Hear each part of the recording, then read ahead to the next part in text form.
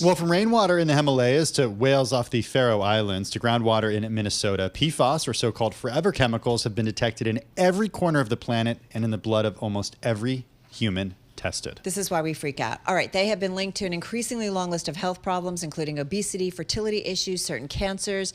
And I got to say, Tim, there's a very high chance that we're going to come into contact with them today.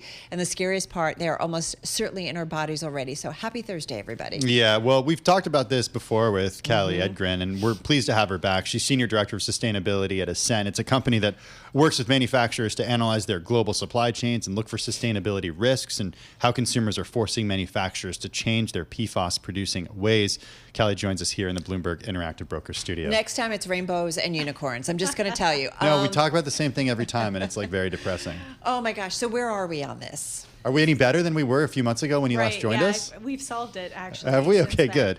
No, actually, I had my blood tested since we last did? met, and I do have PFAS in my blood, which is not a surprise. Okay, tell us about that test, because is that something that people should be doing, or are you doing, like, you know, don't get too personal. I don't want you to get too personal. Right, I did it partly just to use myself as a guinea pig. Okay. I fully expected I would find them, but I'm making a lot of changes in my personal life, and I'm going to get my blood tested again in 2 years, and we'll see if it's gone down. How bad was it? Can I ask you? Like, It was- what's problematic? It was below average, so that was good. Okay. So that's good. What do you do to change that? So I've been taking a lot of precautions at home, and I think what's important is for consumers to educate themselves on what to look for. And I'm looking for transparency, right, from manufacturers, what is in the stuff I'm buying. So just being a little smarter about making those choices, looking for PFAS-free, understanding the lingo that they're using, because it's not always what it sounds like.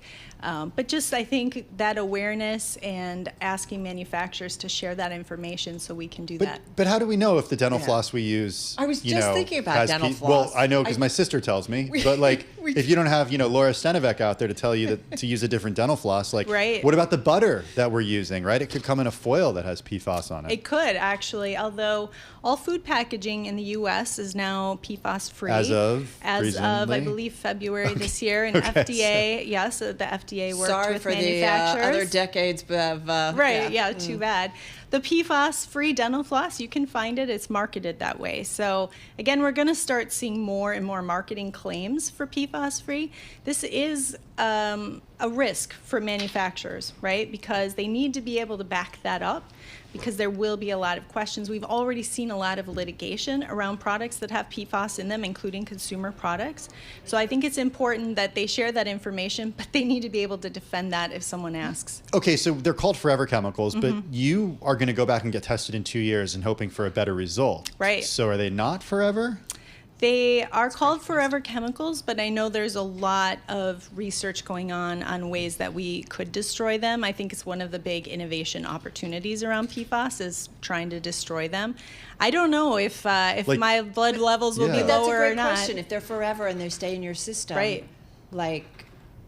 How do they look at it? Do they look at it based on your age or something? Because shouldn't somebody who is younger have less PFAS than somebody who's older? I don't know. I think there's a lot of variation between, there's a lot of factors, right? Yeah. Where do you live? Are you drinking from a contaminated water supply, right? Mothers can pass it on to their children through breastfeeding. So there's probably so many variables. Yeah, certainly body type, how old are you, that are going to impact that. And yeah, we don't know if we're going to be able to flush them out of our bodies or not. Different PFAS have different, characteristics.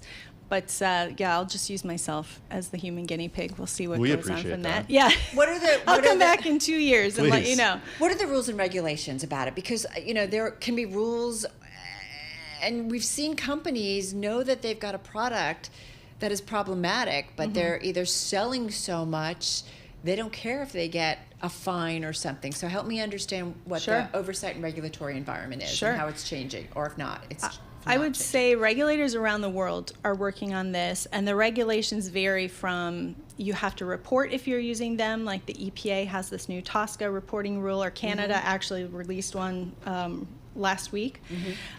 Some jurisdictions are just banning certain PFAS, and there's everything in between. So I think that that's part of the challenge, is keeping track of all of those. But in general, the regulators are trying to understand which ones should we be focusing on? So, for example, there's roughly 17,000 so far that the EPA has identified. But our company... Why are there so many different? Just because chemical compounds are different? These are man-made chemicals, so they can continually tweak little things. But our company's collected data on almost 2 million parts, and we've only found 387 unique ones. Right. So this is the type of information that I think regulators want to be able to focus in on what's really relevant, and then they can design ways to destroy them, right? But when you have 17,000 as a starting point, you have to narrow that down a little bit. You said we're going to use you as the guinea pig, Right, so thank right. you. You're welcome. Can you talk a little bit about some of the different changes that you're making at home that people could or should be doing based on your experience? Yeah, absolutely. So I do have a water filter on my refrigerator now that filters out PFAS. How do we know if our water filter, like I have a fridge that has a water thing on it. How do I know that I'm getting PFAS? I do find out a of my lot water? of water systems are now offering to do PFAS testing. They can't test for 17,000 different chemicals, but they absolutely can test for some of the key chemicals. And in fact, the EPA released a new regulation in April of this year, the drinking water regulation that targets 6. Okay. So does that mean that, let's say you're making a pot of pasta and you need a lot of water. Are you going to go to the fridge to fill it up and it's going to take forever? Or are you going to go to your sink to fill it up? Well, a lot of homes are actually putting in-home water, whole home reverse water filters, osmosis, right? Yeah. water filter, so that everything coming out of the tap would be filtered at that point. Do we so really, there are options. Do you feel like we fully have an understand of the health effects that this is going to have? I don't is think. Having? No, Yeah. I don't think so at all. I think there's been only a handful that have been studied so far. So again, when you look at the EPA and what they're trying to do with this reporting rule, they want to be able to prioritize the most urgent ones for more study. Kelly, what makes you most nervous about this or concerned? And I think about the oceans, and I feel like the kind of base of our food chain, right? And what's impacting, and then I don't know, that kind of worries me. So I'm just curious how you think about it. And for me, what's your it's concern? personally. It's the drinking water. I mean, that's the basis of everything, right? If you're mixing formula for your baby, what water are you using? Cooking the pasta. So there's so much water contamination. And again, the new drinking water regulation that came out in April means to help start addressing that, right? Cities will start putting the filters in at the municipal level, so you don't have to do it in your home anymore. So I do think drinking water concerns me. From a professional level, I'm very concerned about manufacturers who aren't thinking long-term about the regulatory environment, the litigation that's happening, and even more so the supply chain impact. So after 2025, when 3M no longer makes PFAS, what is going to be the trickle-down effect on your products? Your products may not perform as well. These chemicals are used for a reason. They have high performance properties. And if suddenly your seals aren't working as well in your products, things are leaking.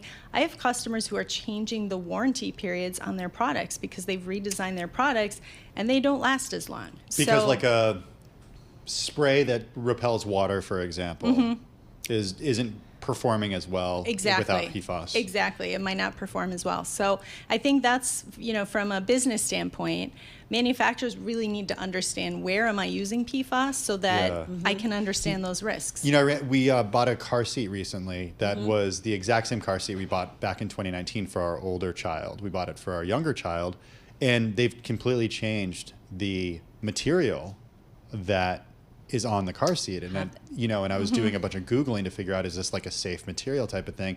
And what it seems like is they've responded to the idea that the stain repellent wasn't something that was necessarily something that parents wanted. Right. Well, actually, a lot of states now have PFAS bans on juvenile products. So for a manufacturer who wants to sell in all 50 states, you have to start looking at these states that are banning PFAS in certain products, like the dental floss is banned in Minnesota starting in January. But we can still get it here in New York. You can still get it, guys, yeah. Hey, Minnesota listeners, if you need a hookup, I got you. But that's probably what happened with your car seat, is they designed it out because there are laws coming into effect. And that's the interesting thing with this story, is the states are really driving the boat, which is not normal in this type of situation. But they are issuing a lot of regulations. Well, glad somebody's driving the boat on this, because it really kind of freaks us out every time we think about it. Thank you so much. Thank you. So appreciate the update. glad you took the test? Right? Are you glad you took the test? I am glad because, scientifically I'm interested to see what will happen. Hopefully it won't go up, right? Yeah. But Yeah. we'll see. Agreed. We'll see. Kelly, thank you. Always Thank you. love having you come in. Kelly Edgren, she's Senior Director of Sustainability at Assent, joining us here in studio. Thank you.